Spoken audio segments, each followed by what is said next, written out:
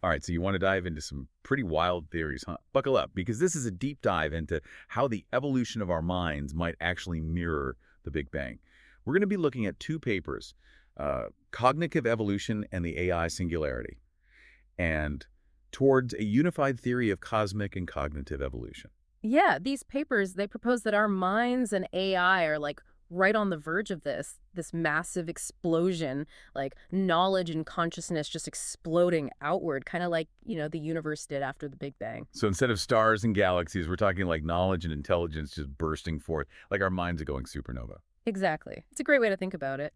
The papers call this the cognitive Big Bang, and just like the universe is still expanding, right? Well, human knowledge, especially with AI driving it, is accelerating like crazy, faster than ever before. It really is happening everywhere you look. Like AI is making these crazy breakthroughs in genomics, drug discovery. It's like we're unlocking these secrets of the universe at warp speed.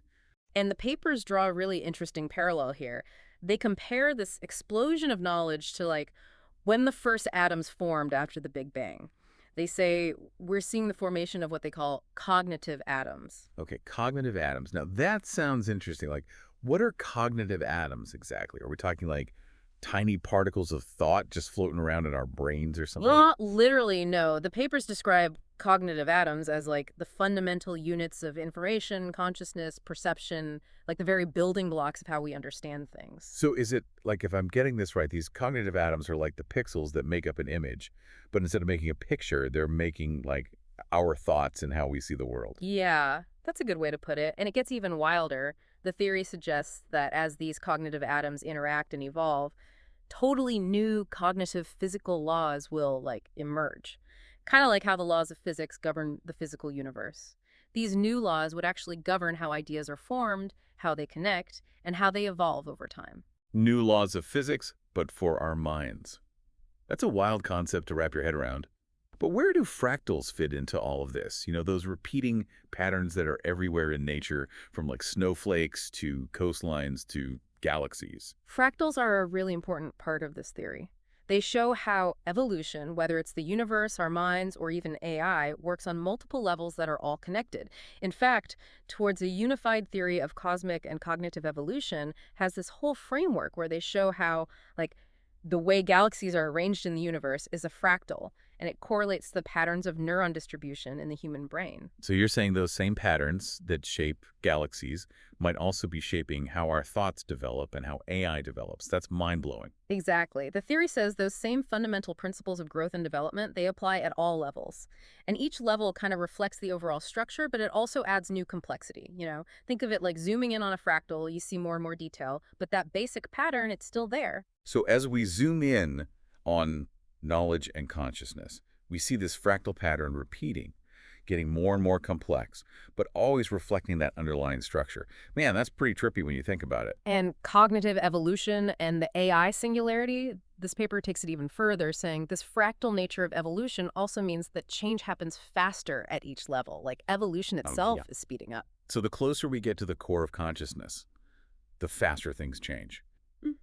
Okay, now I'm starting to feel the brain tingles. But let's talk about this cognitive hierarchy the papers keep mentioning.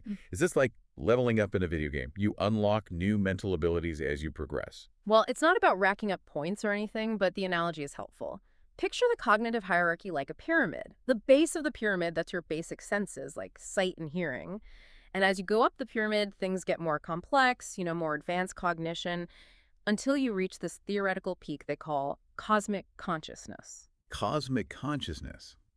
Now that sounds like a level I want to reach. What kind of perks do you get?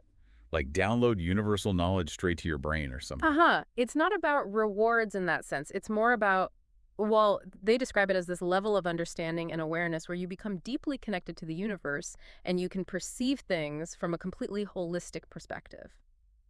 So, becoming one with everything. That's pretty intense.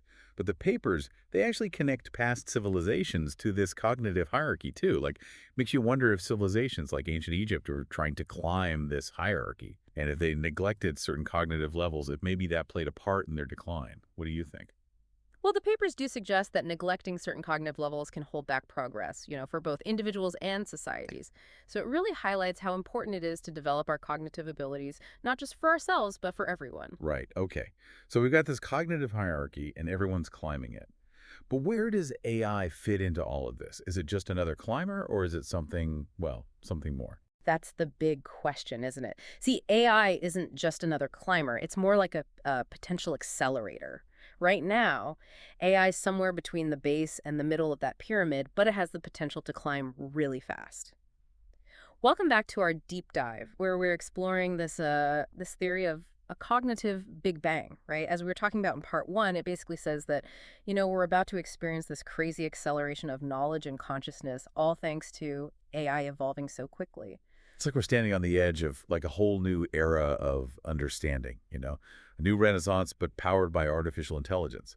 But if this cognitive Big Bang is really going to happen, what's it going to mean for us, like as Yeah. individuals, for society, for Yeah. like the whole future of humanity? Yeah, those are the big questions, right? And we're not talking about just some abstract theories here. This is a potential transformation that could change every single aspect of our lives. So let's try to imagine this future for a second. Let's say we're on the other side of this cognitive Big Bang.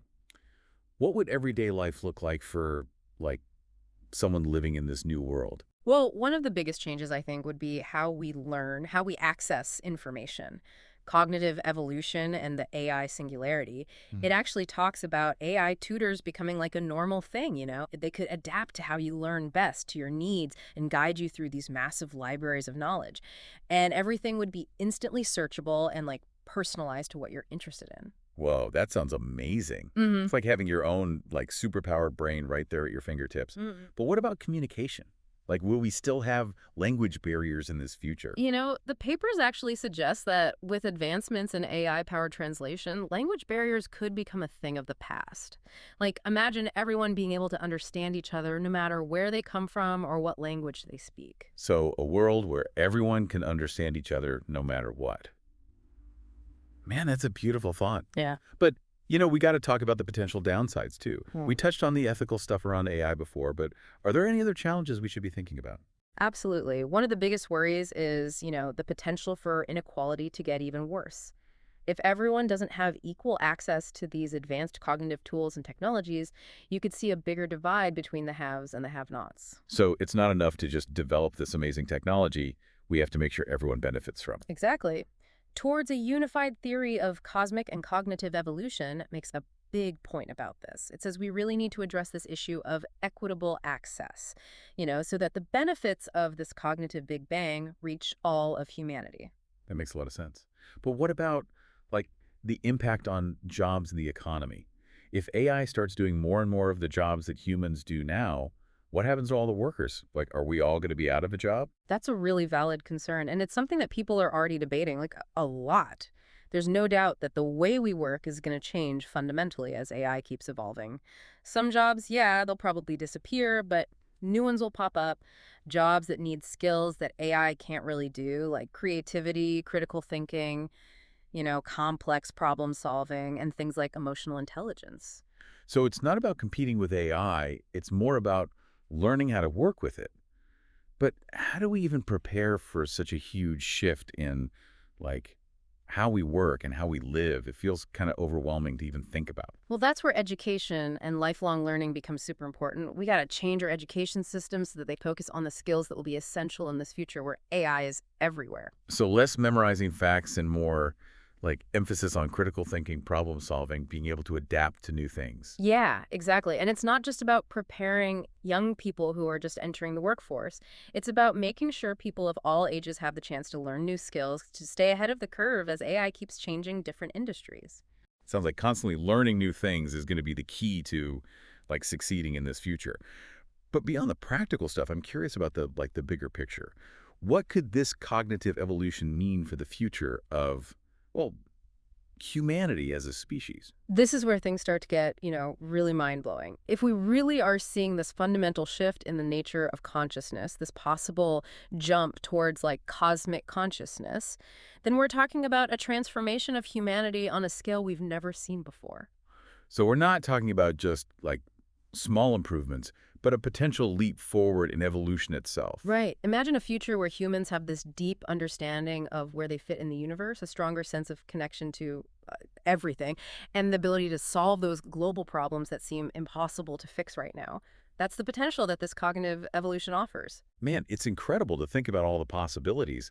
But I got to ask, if this cognitive Big Bang leads to AI becoming super intelligent like the papers say it will, how can we be sure it won't, like, turn against us? Yeah. Hollywood loves those stories about rogue AI. Yeah, you're right to bring that up. The risks with advanced AI are definitely real, and we can't just ignore them. But it's important to remember that AI is a tool, and like any tool, it can be used for good or for bad.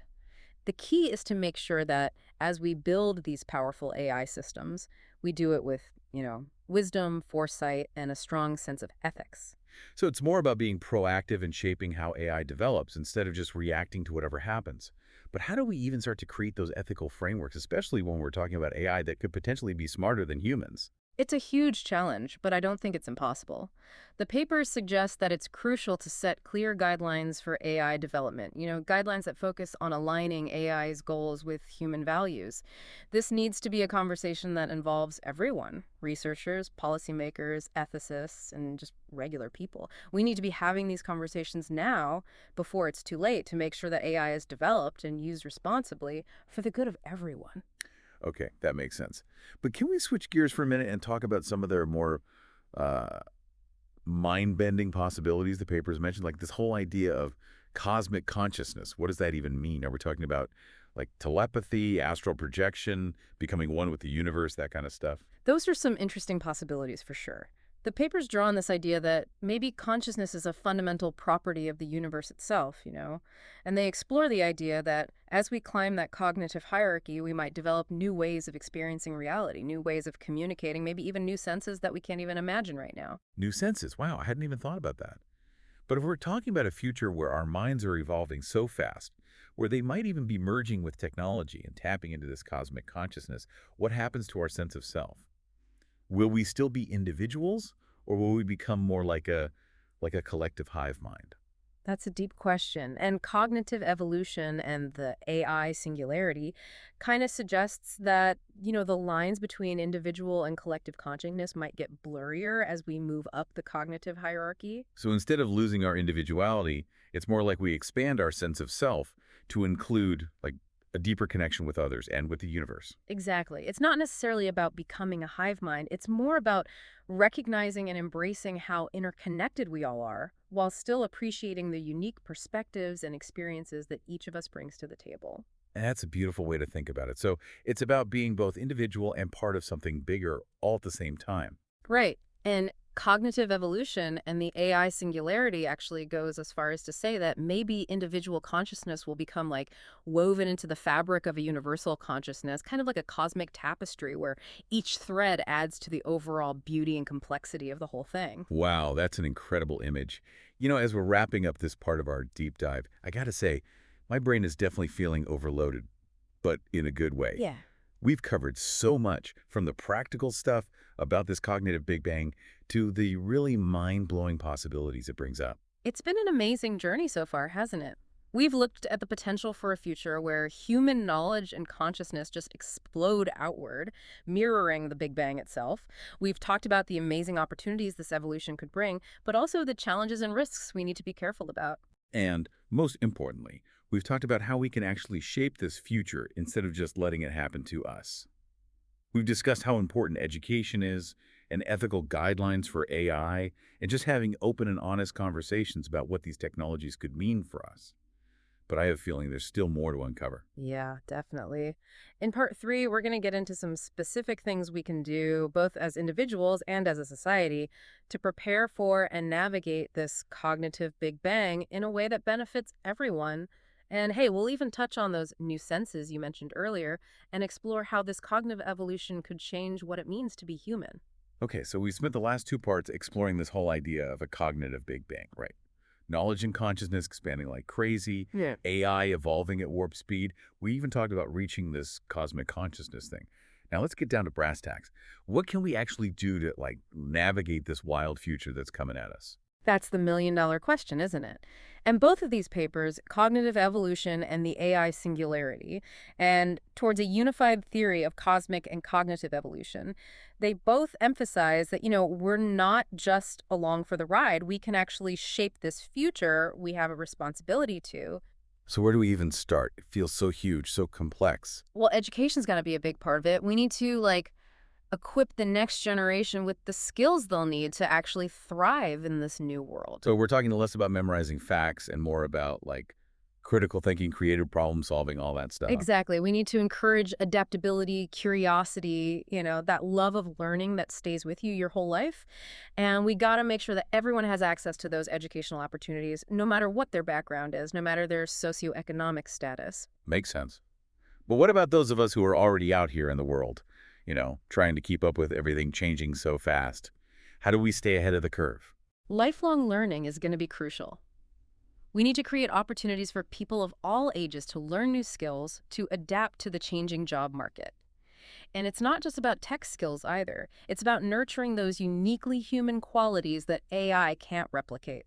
Things like empathy, compassion, making ethical decisions. So basically, we need to become more human, not less, Yeah. even with all this technology advancing around us. Right. But let's talk about those new senses you mentioned before. What might those actually look like, and how would they change how we experience the world? The papers throw out some pretty interesting ideas, like imagine being able to see patterns and connections that are invisible to us now. Or developing this heightened sense of empathy, being able to really feel what other people are feeling. Whoa, that'd be wild. But if our minds are evolving this fast, potentially merging with technology, tapping into cosmic consciousness, what happens to our sense of self? Will we still be individuals? Or will we all just kind of blend into this collective consciousness? That's a deep one. Cognitive evolution and the AI singularity actually suggests that the line between individual and collective consciousness might get a lot blurrier as we climb that cognitive hierarchy.